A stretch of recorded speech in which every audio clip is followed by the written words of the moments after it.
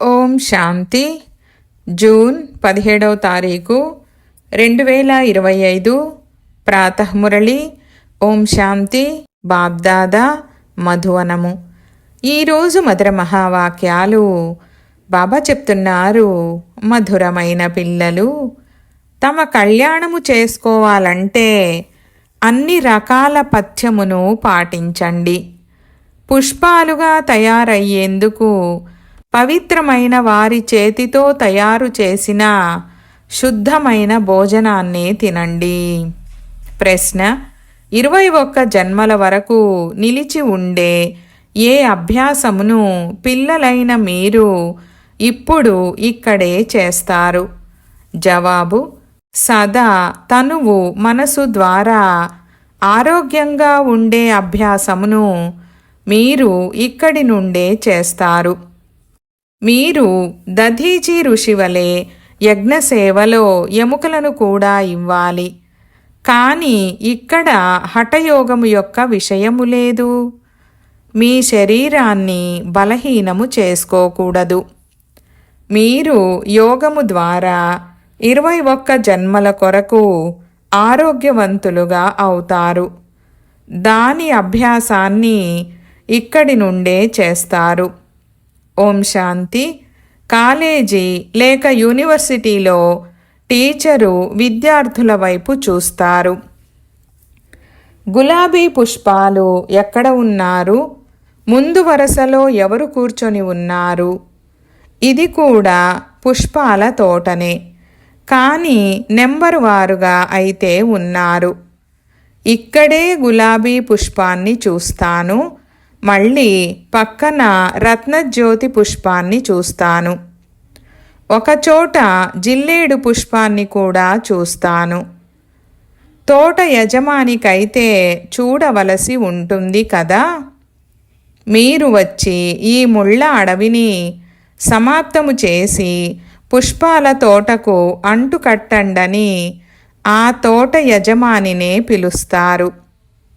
ముళ్ళ నుండి పుష్పాల అంటూ ఏ విధంగా కట్టబడుతోందనేది పిల్లలైన మీకు ప్రాక్టికల్గా తెలుసు. ఈ విషయాల గురించి చింతన చేసేవారు మీలో కూడా చాలా కొద్ది మందే ఉన్నారు. ఈ విషయం కూడా పిల్లలైన మీకు తెలుసు. వారు తోట యజమాని కూడా, నావికుడు కూడా. వారు అందరినీ తీసుకువెళ్తారు. పుష్పాలను చూసి తండ్రి కూడా సంతోషిస్తారు.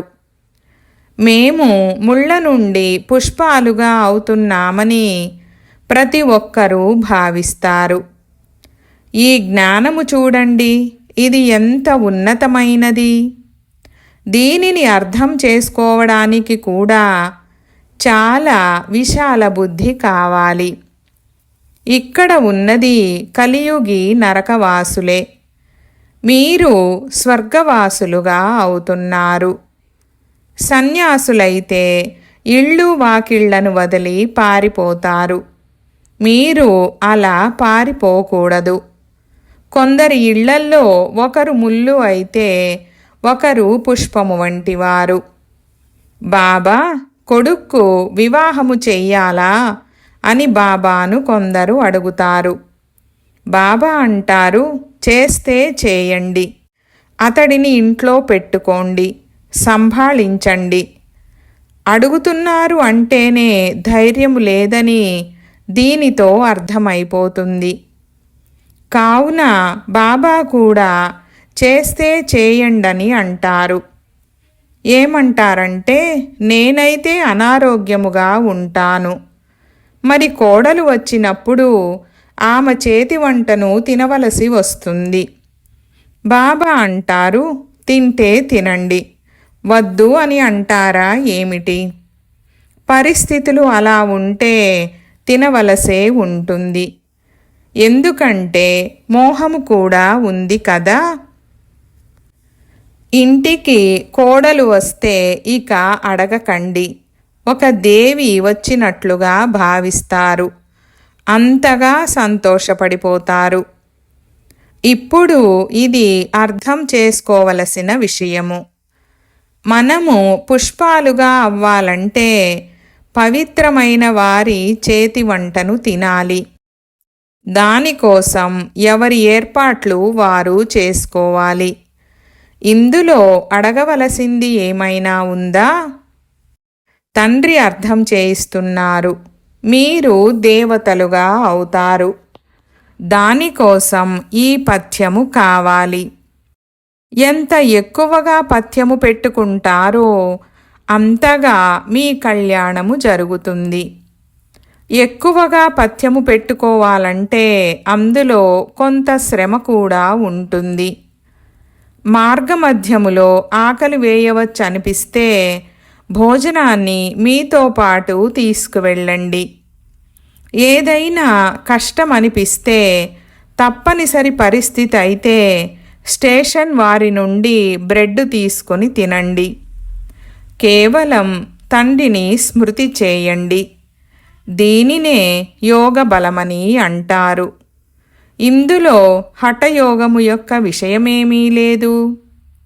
శరీరాన్ని బలహీనము చేసుకోకూడదు. దధీచి ఋషివలే ఎముకను ఇవ్వాలి. ఇందులో హఠయోగము యొక్క విషయమేమీ లేదు. ఇవన్నీ భక్తి మార్గపు విషయాలు.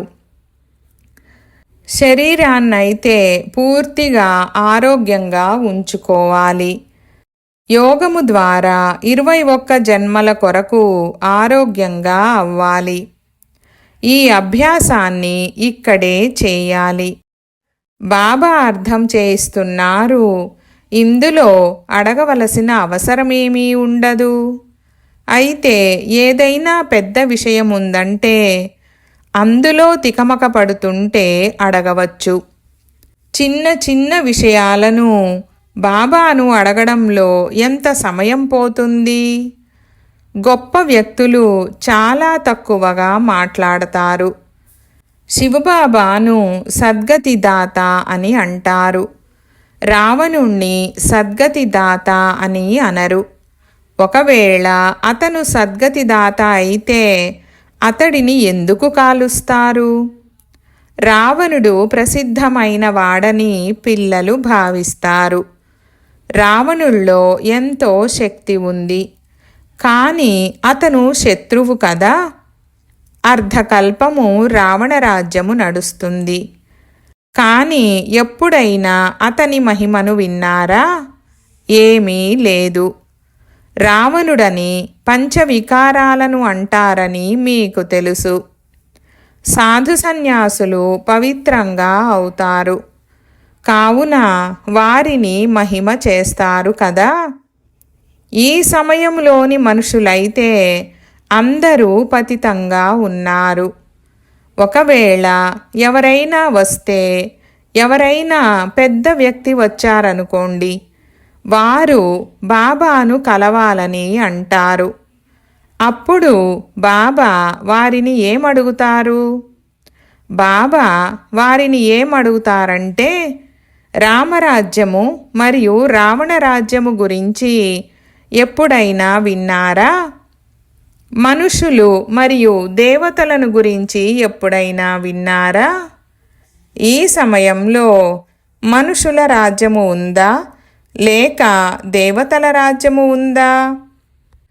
మనుషులు ఎవరు, దేవతలు ఎవరు? దేవతలు ఏ రాజ్యములో ఉండేవారు? దేవతలైతే సత్యయుగములో ఉంటారు. యథా రాజా రాణి తథా ప్రజ. మీరు ఇలా అడగవచ్చు, ఇది కొత్త సృష్టియా లేక పాతదా? సత్యయుగములో ఎవరి రాజ్యము ఉండేది? ఇప్పుడు ఎవరి రాజ్యము ఉంది? చిత్రాలైతే ఎదురుగా ఉన్నాయి. భక్తి అంటే ఏమిటి, జ్ఞానం అంటే ఏమిటి, ఇది తండ్రే కూర్చొని అర్థం చేయిస్తారు. బాబా ధారణ జరగడం లేదని ఏ పిల్లలైతే అంటారో వారితో బాబా అంటారు, అరే అల్ఫ్ మరియు బే, భగవంతుడు మరియు వారసత్వము. ఇవైతే సహజమే కదా. అల్ఫ్ అయిన తండ్రే అంటున్నారు, తండ్రినైన నన్ను స్మృతి చేసినట్లయితే వారసత్వము లభిస్తుంది. భారత్లో శివ జయంతిని కూడా జరుపుకుంటారు. కానీ వారు భారత్లోకి ఎప్పుడు వచ్చి స్వర్గాన్ని తయారు చేశారు? భారత్ స్వర్గముగా ఉండేది అన్న విషయము తెలియదు, మర్చిపోయారు. మీరంటారు, మేము స్వర్గాధిపతులుగా ఉండేవారమని. మాకు కూడా ఇంతకు ముందు ఏమీ తెలియదు. ఇప్పుడు తండ్రి ద్వారా మేము మళ్ళీ దేవతలుగా అవుతున్నాము. అర్థం చేయించేవాడిని నేనే. క్షణంలో జీవన్ముక్తని అంటూ ఉంటారు. కానీ దీని అర్థాన్ని కూడా అర్థం చేసుకోరు. క్షణములో మీరు స్వర్గము యొక్క దేవకన్యలుగా అవుతారు కదా. దీనిని ఇంద్రసభ అని కూడా అంటారు. కానీ వారు వర్షము కురిపించే వారిని ఇంద్రునిగా భావిస్తారు. వాస్తవానికి వర్షము కురిపించే వారి సభ ఏమైనా జరుగుతుందా? ఇంద్రుని వజ్రాయుధమని, ఇంద్రసభ అని ఏమేమో వినిపిస్తుంటారు. ఈరోజు మళ్ళీ ఈ పురుషార్థము చేస్తున్నారు. ఇది చదువు కదా. బ్యారిస్టరీ చదివేటప్పుడు రేపు మేము బ్యారిస్టరుగా అవుతామని భావిస్తారు. మీరు ఈరోజు చదువుతున్నారు. రేపు శరీరము విడిచిపెట్టి రాజ్యములోకి వెళ్ళి జన్మ తీసుకుంటారు. మీరు భవిష్యత్తు కొరకు ప్రాలబ్ధాన్ని పొందుతారు. ఇక్కడి నుండి చదువుకొని వెళ్తాము.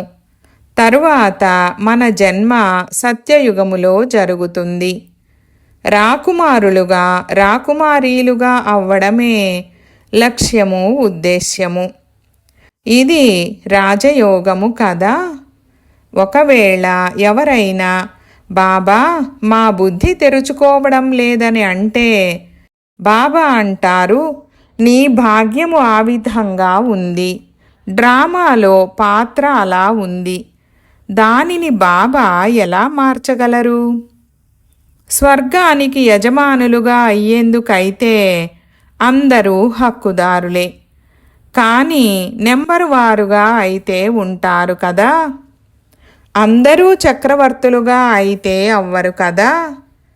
కొందరంటారు, ఈశ్వరీయ శక్తి ఉన్నట్లయితే మరి అందరినీ చక్రవర్తులుగా చేసేయాలి. అప్పుడు ప్రజలు ఎక్కడి నుండి వస్తారు? ఇది అర్థం చేసుకోవలసిన విషయము కదా. ఈ లక్ష్మీనారాయణుల రాజ్యము ఉండేది. ఇప్పుడు కేవలం నామమాత్రంగా మహారాజులు, మహారాణులు ఉన్నారు. టైటిల్స్ కూడా ఇచ్చేస్తారు. 1,00,000, 2,00,000 ఇస్తే రాజా, రాణి అనే టైటిల్ లభించేస్తుంది. కానీ నడవడికను కూడా ఆ విధంగా ఉంచుకోవాలి కదా. మనము శ్రీమతమనుసారంగా మన రాజ్యాన్ని స్థాపన చేసుకుంటున్నామని ఇప్పుడు పిల్లలైనా మీకు తెలుసు. అక్కడైతే అందరూ సుందరంగా, తెల్లగా ఉంటారు. ఈ లక్ష్మీనారాయణుల రాజ్యము ఉండేది కదా. శాస్త్రాలలో కల్పము ఆయువును ఎక్కువగా రాయడం వలన మనుషులు మర్చిపోయారు. ఇప్పుడు మీరు శ్యామము నుండి సుందరంగా అయ్యేందుకు పురుషార్థము చేస్తున్నారు. నిజానికి దేవతలు నల్లగా ఉంటారా ఏమిటి? శ్రీకృష్ణుణ్ణి నీలముగా, రాధను తెల్లగా చూపిస్తారు. ఇప్పుడు సుందరముగా ఉంటే ఇద్దరూ సుందరంగానే ఉంటారు కదా. తర్వాత కామచితిపైకి ఎక్కి ఇద్దరు నల్లగా అయిపోతారు. అక్కడ ఉన్నది స్వర్ణిమ ప్రపంచము యొక్క అధిపతులు. ఇది నల్లని ప్రపంచము. పిల్లలైన మీకు ఒకటేమో లోపల సంతోషము ఉండాలి, మరియు దైవీ గుణాలను కూడా ధారణ చెయ్యాలి. కొందరంటారు, బాబా బీడీని వదలలేకపోతున్నాము. బాబా అంటారు, మంచిది, బాగా కాల్చండి. మరి ఇలా అడిగితే ఏమంటారు? పథ్యము పాటించకపోతే పడిపోతావు. ఇది మీ అంతట మీరు అర్థం చేసుకోవాలి కదా. మనము దేవతలుగా అవుతున్నామంటే మరి మన నడవడిక, ఆహార పానీయాలు ఎలా ఉండాలి? మేము లక్ష్మిని, నారాయణుణ్ణి వరిస్తామని అందరూ అంటారు. అచ్చా, మరి స్వయాన్ని చూసుకోండి. అటువంటి గుణాలు ఉన్నాయా? మేము బీడీ కాలుస్తున్నాము కదా, మరి నారాయణునిగా అవ్వగలమా? నారదుని కథ కూడా ఉంది కదా. నారదుడు అంటే ఎవరో ఒక్కరని కాదు కదా. మనుషులందరూ భక్తులే, నారదులే. తండ్రి అంటారు, దేవతలుగా అయ్యే పిల్లలు అంతర్ముఖులుగా అయ్యి మీతో మీరు మాట్లాడుకోండి. మేము దేవతలుగా అవుతామన్నప్పుడు మరి నా నడవడిక ఎలా ఉండాలి? మనం దేవతలుగా అవుతాము కావున మనము మద్యము తాగకూడదు, బీడీ కాల్చకూడదు, వికారాలలోకి వెళ్ళకూడదు, పతితుల చేతి వంటను తినకూడదు. లేదంటే అవస్థపై ప్రభావము పడుతుంది. ఈ విషయాలను తండ్రి కూర్చొని అర్థం చేయిస్తారు. డ్రామా రహస్యము కూడా ఎవ్వరికీ తెలియదు. ఇది నాటకము. అందరూ పాత్రధారులు. ఆత్మలమైన మనం పైనుండి వస్తాము. పాత్రనైతే మొత్తం ప్రపంచంలోని పాత్రధారులందరూ అభినయించాలి. అందరికీ తమ తమ పాత్ర ఉంది. ఎంతమంది పాత్రధారులు ఉన్నారు? ఏ విధంగా పాత్రను అభినయిస్తారు? ఇది వెరైటీ ధర్మాల వృక్షము. ఒక్క మామిడి వృక్షమే ఉంటే దానిని వెరైటీ వృక్షమని అనరు. ఎందుకంటే దానిలో మామిడి పళ్ళు మాత్రమే ఉంటాయి. అలాగే ఇది మనుష్య సృష్టి యొక్క వృక్షమే, కానీ దీని పేరు వెరైటీ ధర్మాల వృక్షము. బీజము ఒక్కరే, కానీ మనుషులలో వెరైటీ చూడండి ఎంత ఉంది. ఒకరు ఒకలా ఉంటే మరొకరు మరోలా ఉంటారు. ఈ విషయాలను తండ్రి కూర్చొని అర్థం చేయిస్తున్నారు. మనుషులకైతే ఏమీ తెలీదు. మనుషులను తండ్రే పారసబుద్ధి కలవారిగా తయారు చేస్తారు. ఈ పాత ప్రపంచములో ఇంకా కొద్ది రోజులే మిగిలి ఉన్నాయని పిల్లలైనా మీకు తెలుసు. కల్పక్రితము వలె అంటు కట్టబడుతూ ఉంటుంది. మంచి ప్రజలు, సాధారణ ప్రజల యొక్క అంటు కూడా కట్టబడుతుంది. ఇక్కడే రాజధాని స్థాపన అవుతోంది. పిల్లలు ప్రతి విషయంలోనూ బుద్ధిని నడిపించాల్సి ఉంటుంది. మురళిని విన్నా వినకపోయినా పర్వాలేదని కాదు. ఇక్కడ కూర్చొని ఉన్నా కూడా బుద్ధి బయట పరిగెడుతూ ఉంటుంది. కొందరైతే సన్ముఖముగా మురళిని వింటూ ఎంతగానో పులకరించిపోతూ ఉంటారు. ఇటువంటి వారు కూడా ఉన్నారు. వారు మురళి కోసం పరుగు పరుగున వస్తారు. భగవంతుడు చదివిస్తున్నారంటే మరి ఇటువంటి చదువును వదిలేయచ్చా? టేప్లో యాక్యురేట్గా రికార్డ్ అవుతుంది, దానిని వినాలి. షావుకారులు కొన్నారంటే పేదవారు వింటారు. ఎంతమంది కళ్యాణము జరుగుతుంది. పేద పిల్లలు కూడా తమ భాగ్యాన్ని చాలా ఉన్నతంగా చేసుకోవచ్చు. బాబా పిల్లల కోసం ఇళ్లను కట్టిస్తారు. పేదవారు 2 రూపాయలు కూడా మనీ ఆర్డర్ పంపిస్తారు. బాబా, దీనిలో నుండి ఒక ఇటుకను ఇంటి కోసం వినియోగించండి, 1 రూపాయిని యజ్ఞంలో వేయండని అంటారు. అలాగే హుండీని నింపేవారు కూడా ఎవరో ఒకరు ఉంటారు కదా. మనుషులు హాస్పిటళ్ళు మొదలైనవి తయారు చేస్తారు. ఎంత ఖర్చవుతుంది? షావుకార్లు ప్రభుత్వానికి ఎంతో సహాయము చేస్తారు. వారికి ఏమి లభిస్తుంది? అల్పకాలికమైన సుఖము. ఇక్కడ మీరు ఏదైతే చేస్తారో అది 21 జన్మల కోసము. మీరు చూస్తున్నారు కదా, ఈ బాబా అంతా ఇచ్చేశారు. విశ్వానికి యజమానిగా ఫస్ట్ నెంబర్ వారుగా అయ్యారు. 21 జన్మల కోసం ఇటువంటి వ్యాపారాన్ని చేయని వారు ఎవరుంటారు? అందుకే కదా భోళానాథుడని అంటారు. ఇది ఇప్పటి విషయమే. వారు ఎంత భోళా అయినవారు! ఏది చెయ్యాలనుకుంటున్నారో అది చేసేయండని అంటారు. పేద కుమార్తెలు ఎంతమంది ఉన్నారు? బట్టలు కుట్టుకుంటూ కడుపు నింపుకుంటారు. అటువంటి వారు చాలా ఉన్నత పదవిని పొందబోతున్నారని బాబాకు తెలుసు. సుధాముని ఉదాహరణ కూడా ఉంది కదా. పిడికెడు బియ్యానికి బదులుగా 21 జన్మల కొరకు మహళ్ళు లభించాయి. ఈ విషయాలు మీకు నెంబరువారు పురుషార్థానుసారముగా తెలుసు.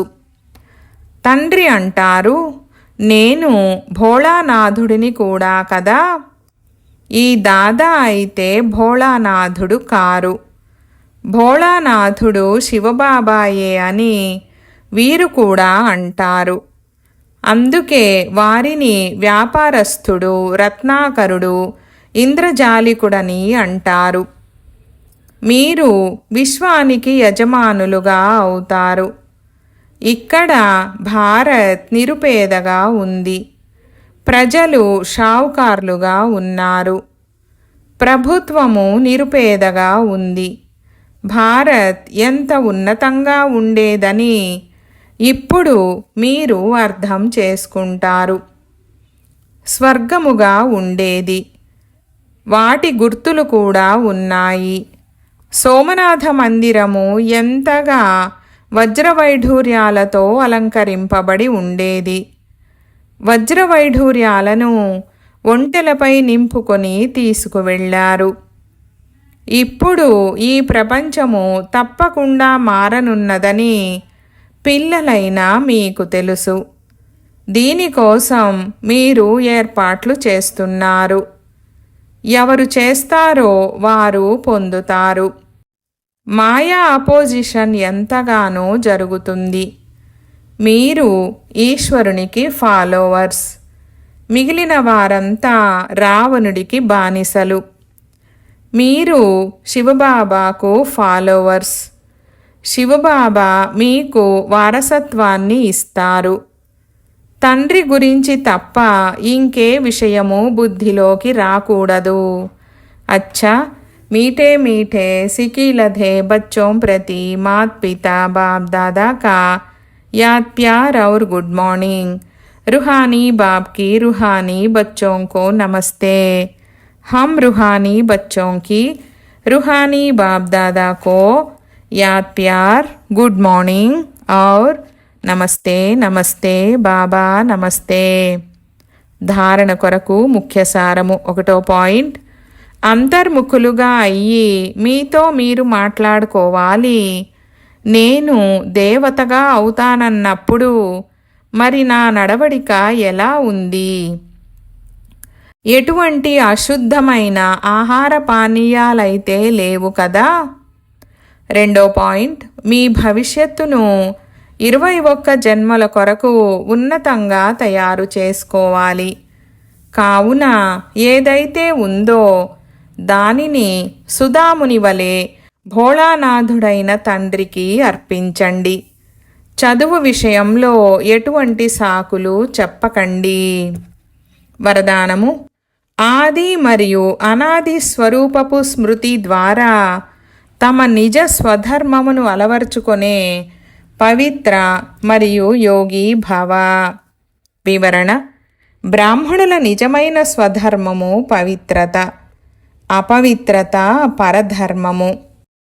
ఏ పవిత్రతను అలవర్చుకోవడాన్నైతే మనుషులు కష్టముగా భావిస్తారో అది పిల్లలైన మీకు అతి సహజము. ఎందుకంటే మన ఆత్మ యొక్క వాస్తవిక స్వరూపము సదా పవిత్రత అన్న స్మృతి కలిగింది.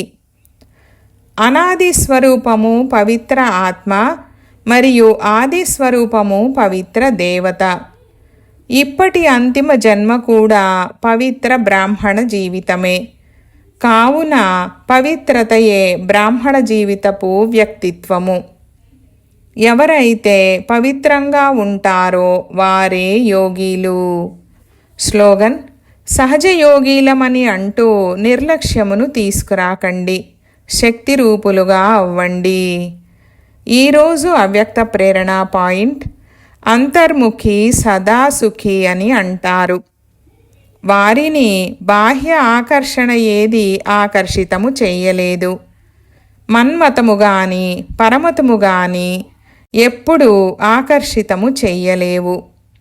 అంతర్ముఖి సదా సుఖీగా ఉండేవారు సుఖదాత పిల్లలైన మాస్టర్ సుఖదాతలుగా ఉంటారు. బాహ్యముఖత నుండి ముక్తులుగా ఉంటారు. ఓం శాంతి.